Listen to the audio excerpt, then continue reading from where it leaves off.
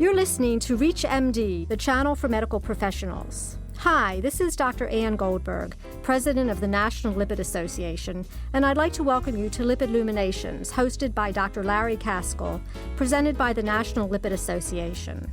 Hi, I'm Dr. Larry Kaskel, and I'm at the Northeast Lipid Association meetings in Philadelphia at the Lowe's Hotel, and I had a chance to sit down with Dr. David Nash, who is the Dr. Raymond C. and Doris N. Grandin Professor of Health Policy and Chairman of the Department of Health Policy at Jefferson Medical College of Thomas Jefferson University. Dr. Nash is a national leader in healthcare quality and improvement and has been internationally recognized in this field. We're going to talk a little bit about cognitive impairment from statins. Dr. Nash, what have we learned from the Italians or the people living in Mediterranean countries about diet and cognition? We've learned a great deal. There is an impending epidemic of cognitive decline coming to this country, and interestingly enough, in developing nations such as China. For example, there are about 5 million people with Alzheimer's disease in the United States today. Within one generation, there'll be 20 million. That's almost half the number who are known to be demented throughout the world. So what do you think the cause is? Well, why the doubling? Well, we know. If you walk through any major urban area, you will find that the people you see have two characteristics. One is America is getting older, that people are older. And the second is Americans are getting fatter. I know that fatter is a derisive term, so I will say obese. In fact, we weigh too much. And despite all the ads on television, the reality is you are what you eat. If you eat more calories than you burn, you become obese. And there is no magic in losing weight. About 2 years ago, I wrote a paper published in the American Journal of Cardiology on the role of cardiovascular disease risk factors and cognitive impairment. Now, cognitive impairment is a fancy word, but what it really means is memory loss or the inability to do the kinds of intellectual functions that we all require in a day-to-day purpose. Now, you can measure this very simply, in fact, in any doctor's office, in fact, in your own home. For example, there's something called the mini mental status exam, and it involves a number of minor, non-invasive techniques. There's a very easy one that your listeners can do if they're honest, and that is, without paper or pencil, they take the number 100 and subtract 7, then they do it again from the remainder. They do that 5 times. They should wind up with 65. If they can do that within a minute, that's a normal test. Now, there are people who say, but I'm not a good mathematician. And so we have developed another test which is not arithmetical at all. And that is, quickly, without writing it down, spell the word world backwards. Those two would give you a very interesting look at whether you have any memory impairment at all. Now, there are other more complicated tests. Now, if you're interested in the basis of this, the Nobel Prize was recently won by Dr. Eric Cantor, who examined younger animals, younger in the evolutionary chain, that is, and he wanted to see how you could measure memory. And he chose a very interesting animal which your listeners would be interested in. The name of the animal is aplysia, and it is a marine snail that's a giant. By giant, I don't mean the kinds of snails you see in a restaurant. I mean this snail is a foot tall, weighs several pounds. But the fascinating thing about aplysia is that this snail has only 20,000 cells in its brain.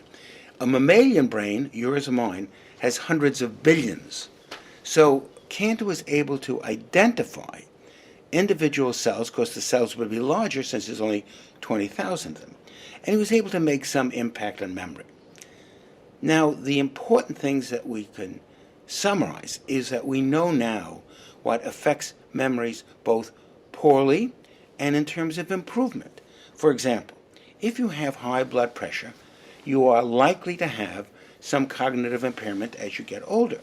The good news is, when you control the blood pressure, there is less cognitive impairment. We know that people who are obese have an increased risk of both diabetes and insulin resistance, which means your body doesn't handle sugar well. But if you are on a weight-losing program successfully, in fact, you have less cognitive impairment. Now, we know there was a very good study done called Women Who Walk, and they took older women and they were really looking at bone density. But fortuitously, they did cognitive testing like the mini mental status examination before they got started and followed these women. They found that the women who were most active, in fact, did not have as much cognitive impairment. Now, there are some prospectively designed studies that have been done. One is called CAME, K-A-M-E. That looked at Japanese Americans and had these people both examined at baseline for cognition and asked each of them to provide a several days diet diary. So everything they ate, they wrote down. Over a period of several years, they found a number of people who became demented, primarily Alzheimer's disease.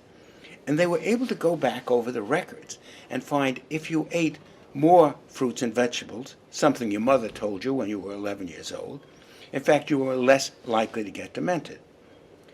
Now, there was a Chicago study of the aged, which looked at people getting older, since we all do, unless we don't survive, and in the Chicago study, they measured prospectively cognitive changes or cognitive bases, and over a period of years, they found that those subjects who ate fish meals at least 3 times a week had a statistically significant reduction in the risk of cognition. All of these are very powerful. So since we're at a lipid meeting, there's been recent reports in the literature, or actually in the media, about statins affecting brain function, cognition. There was a book written called Lipitor, the Thief of Memory. What would you tell your patients that are concerned about losing their mind if they go on a statin? This is a very unfortunate development, which I'm familiar with. There's one investigator, a woman in California, no names are required, who has had the feeling that statins are bad and has written a great deal and has, for whatever reason, been able to acquire a great deal of support in terms of funding. In fact, memory loss on statins is infrequent. It does occur. There are people who seem to feel worse on a statin. You stop the statin and they feel, quote, better. Actual memory measurements of this loss have not been all that frequent. In addition, we now know that if you start out with a high cholesterol, you are more likely to develop dementia. If you have elevated saturated fat in your diet, you're more likely to have dementia. The possibility of creating dementia with a statin drug has not been proven to anybody's satisfaction, including the people who are against using statins. Now, statins have been used about 40 million people in the world, and probably 10 or 12 million in the United States. I don't know the exact number because it varies. And in fact, the number of people who've been aided by statins is so much greater than the individuals who experience a true difficulty. You can get a rash from a statin. Certainly you should not persist. If you find that you're taking a statin drug and you feel a sense of either memory loss or confusion, by all means contact your own physician. Hopefully stop the drug under his or her advice, and another type of lipid-lowering drug could be used, which have no such evidence. I was privileged to be part of the research team of many of the previously used drugs which are still available, such as resins, which have no intellectual function abnormalities that I know of.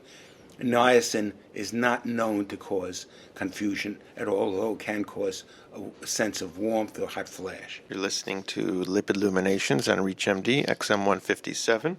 I'm sitting with Dr. David Nash at the Northeast Lipid Association meetings at the Lowe's Hotel in Philadelphia. We're talking about lipids and cognition.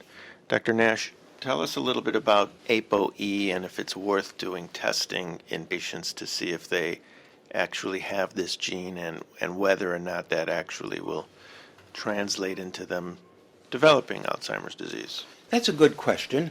ApoE is a protein involved with cholesterol metabolism, and there are a number of different ApoEs, ApoE2, ApoE3, ApoE4. It turns out you get one copy of the ApoE4 gene, if you get it, from your mother and another from your father. You may get one E2 and one E3, in which case your risks of cognitive decline are modest and no more than the normal population. Now, E4 is a very interesting gene, and it does increase your risk for having Alzheimer's. Now, it turns out that you can measure the amount of E4, but right now there's not a single drug that I could honestly recommend to reduce your risk of cognitive decline.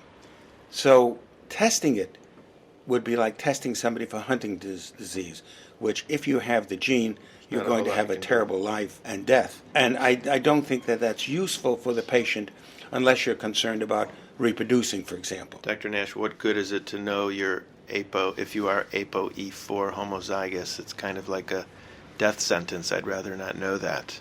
Well, I don't think that it's a death sentence, although I'm glad you brought up the question about death, because it turns out that ApoE4 has an increased risk of dying, particularly if you have Down syndrome.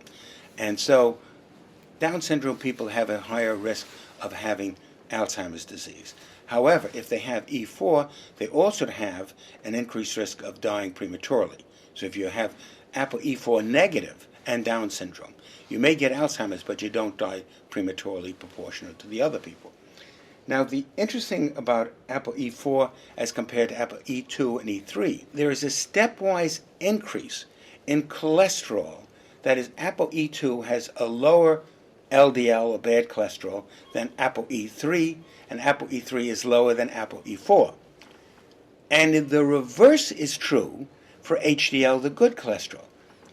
ApoE2 has a higher HDL than ApoE3, and ApoE4 has the lowest of all of the ApoE isoforms. I'd like to thank our guest, Dr. David B. Nash from Jefferson Medical College of Thomas Jefferson University, for joining me today on Lipid Luminations. Thank you for listening to Lipid Luminations, presented by the National Lipid Association. For more information, please visit www.lipid.org. ReachMD, the channel for medical professionals.